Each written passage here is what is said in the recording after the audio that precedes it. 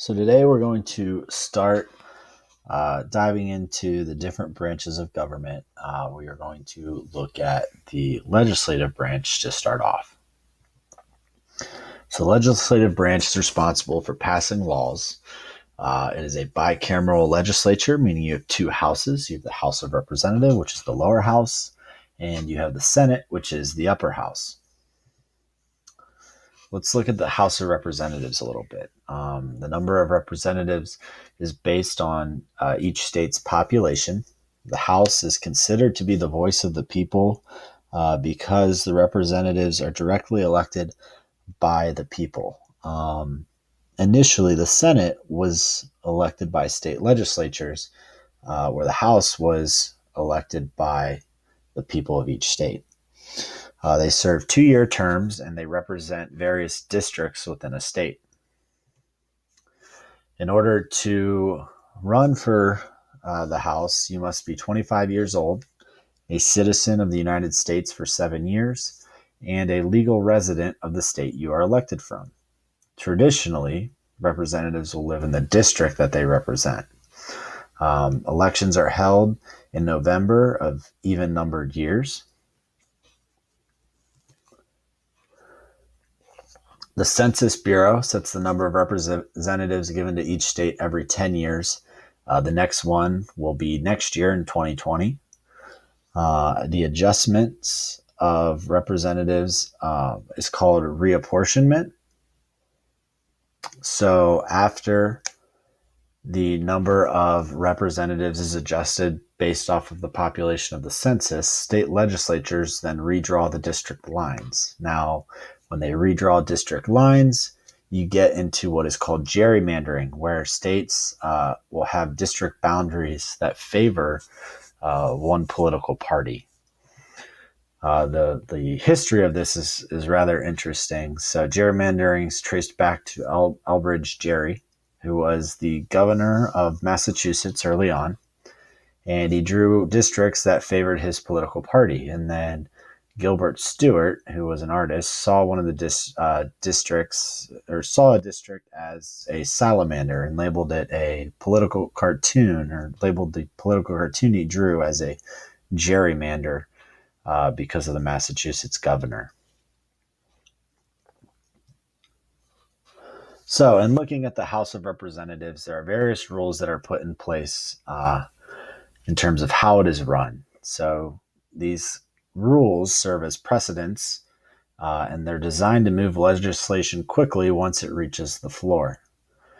You also have committee work. So, committees are organized that allow representatives to have more influence.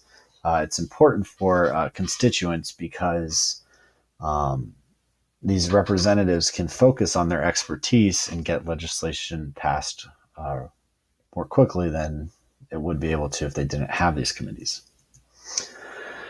You also have party affiliation. That is extremely important because different parties can appoint committee chairs, they can select leaders, they can control which pieces of legislation are brought to the floor and which ones remain as simply ideas and on the calendar. So in looking at House leadership, the Speaker of the House is the most powerful leader. It's chosen by a closed meeting of the majority party. The Speaker appoints different members to committees. It schedules bills for action. It follows the Vice President in line of succession to the presidency. So if the President dies and the Vice President takes over, the Speaker of the House would be the next person to succeed the Vice President. Next up, you have the Majority Leader. It's the Speaker of the House's top assistant, whose job is to help plan the majority party's legislative program and steer important bills through the House. They are elected by the majority party. Following the majority leader, you have the majority whip, who is the assistant to the majority leader. Their job is to persuade majority members to vote how the party wants, or in other words, whip up votes for different bills that the party wants passed. The minority leader is in a similar role as the majority leader, except for the minority party, and the minority whip serves the same role as the majority whip, except for the minority party. So, in terms of coming up with laws in the House of Representatives, you have what is called the calendar, which lists the bills that are up for consideration. You also have a rules committee that establishes how quickly a bill moves. This is a very important committee because they enter the bills on the calendar.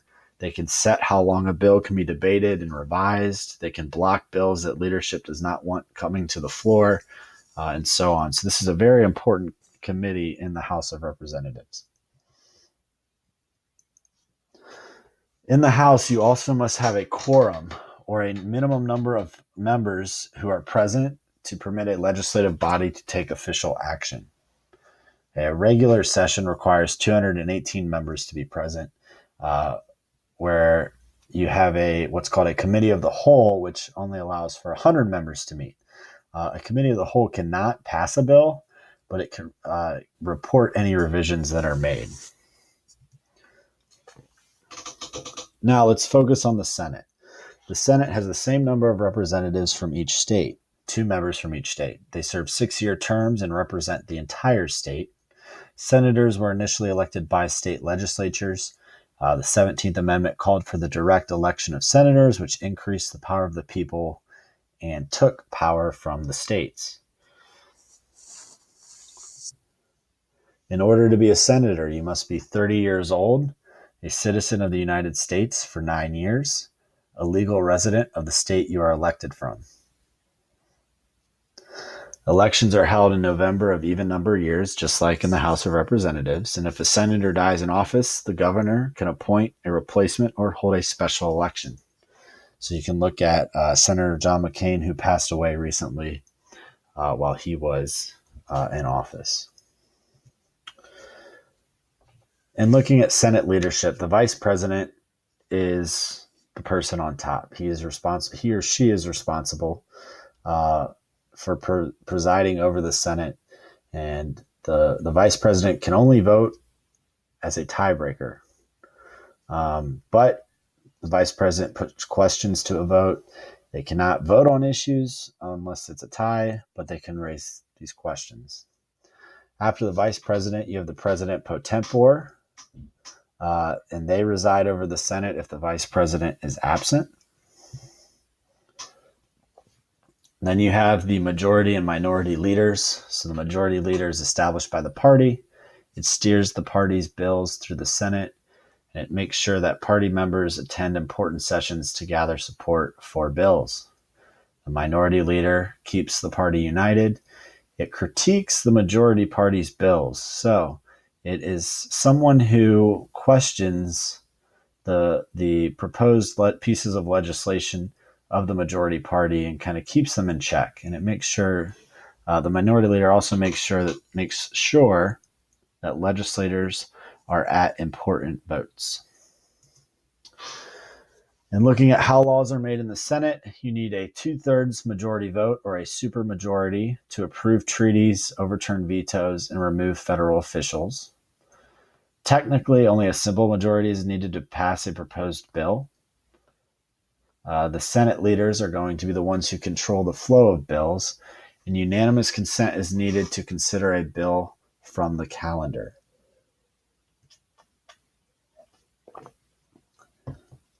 One thing that senators can use to defeat a bill is called a filibuster. And essentially, it's just stalling the legislative process and preventing a vote from ever happening.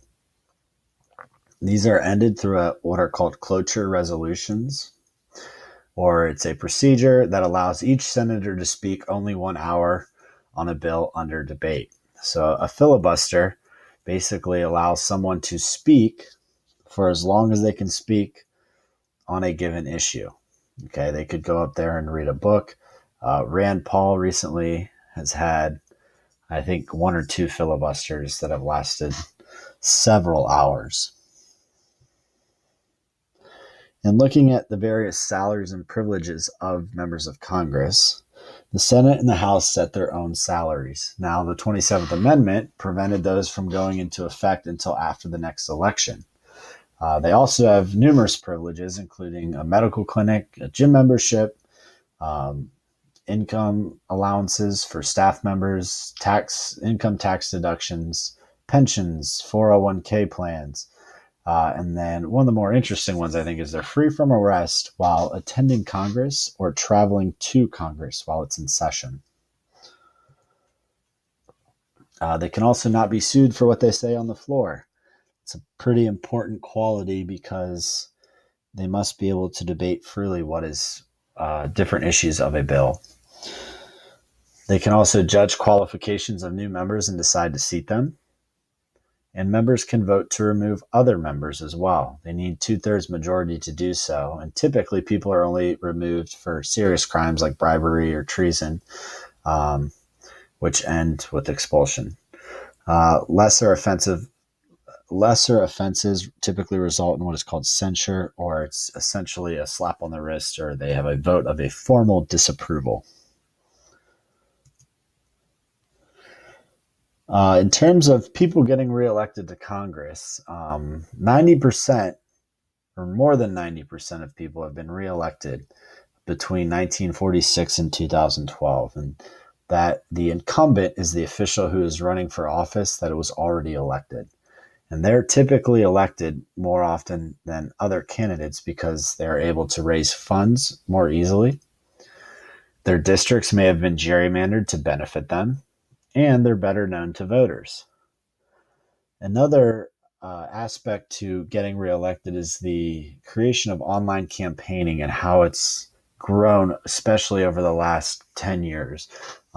In 2008, President Obama was really successful at this, especially using Twitter. And looking at the various congressional sessions, each session is going to begin on January 3rd of years ending in an odd number. Okay, each session lasts 2 years. So Congress began on January 3rd of 2017, and that was the 115th Congress. The 116th Congress is actually began January 3rd of this year, 2019. Each congressional term is 2 sessions, and Congress remains in session until members vote to adjourn. Neither the House nor the Senate can adjourn for more than 3 days without consent from the other, and the president has the authority to call Congress back for a special session if it has adjourned.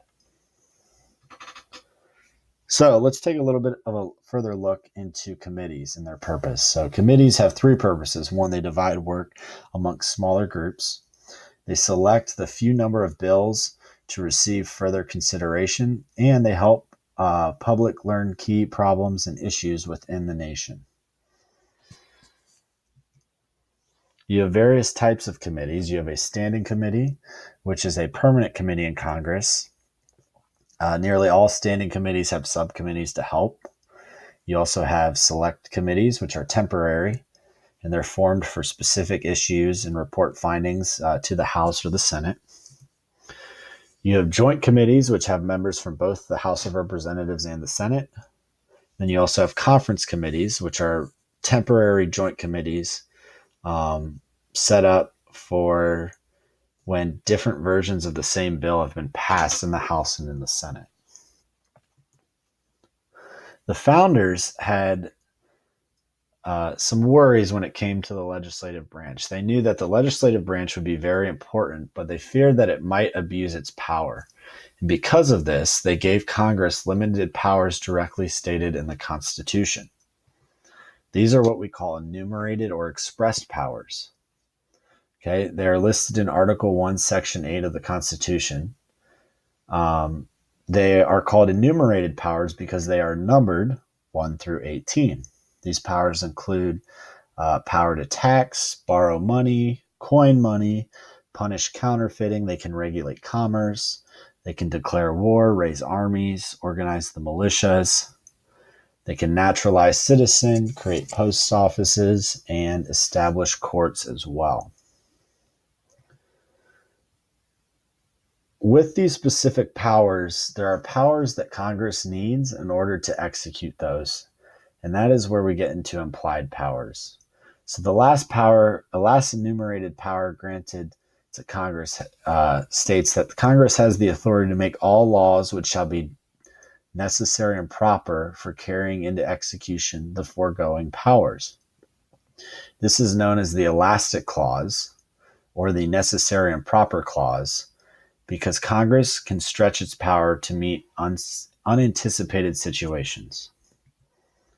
Okay, so this was tested in 1819 in McCulloch versus Maryland regarding Congress's ability to establish a national bank. The Supreme Court had ruled that Congress did have authority and set this precedent for the necessary and proper clause.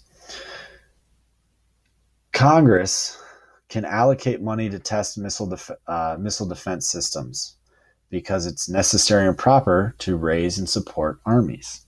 So even though it's not explicitly stated in the Constitution, this is an implied power of Congress. Congress also has limits. Okay, you have the Bill of Rights.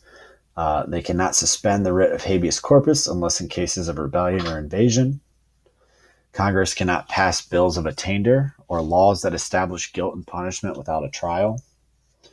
They cannot pass ex post facto laws, or they cannot criminalize an act that was legal when it was committed. So let's say driving on the left side of the road, or let's say driving on the right side of the road is not a crime, but Congress passes a law that then makes it illegal to do that, and then they choose to try you because you did it 5 weeks before the law was passed. That's an ex post facto law. Congress can also, Congress is also not allowed to tax imports. In terms of various legislative powers, Congress is very powerful in terms of taxing and spending money. So they create revenue bills, appropriation bills, or bills that are proposed to authorize spending money. They have authorization bills, which are used to determine how much money can be spent on certain programs. They can levy taxes. So one example is they could levy taxes on smoking, which really hurt big tobacco and prevented really manufacturers from producing cigarettes and things like that. Who knows? Maybe they create taxes on vape pens or something like that in the future. I don't know. They also have other money powers, including borrowing money from the government or borrowing money to pay for government costs so they can sell bonds or government securities. So those last anywhere from 3 months to 30 years. The government can sell you a bond and you can get your money back over a certain period of time with interest. That's how a bond works. Typically, those add to the national debt. They can coin money, regulate the value of money. They also have power in regards to commerce or trade. They can regulate interstate trade. That was protected in Gibbons v. Ogden in 1824, where the Supreme Court settled a dispute over licensing regarding interstate steamboat businesses. We'll talk about this case later on in the class. They also have powers in regards to foreign policy. So they can approve treaties, declare war, they can create and maintain an army or a navy. The one exception to this is the War Powers Act of 1973. The president must notify Congress within 48 hours of any commitment of troops abroad. They must be withdrawn in 60 to 90 days unless Congress can approve or Congress approves them for a longer stay. They make rules for the governor in terms of land and naval forces, and they regulate foreign commerce as well. They also provide for the nation's growth in regards to naturalizing citizens, admitting new states, and federal property. Okay, they control military bases, national parks, things like that. They can also grant copyrights, patents, establish courts, and post offices as well.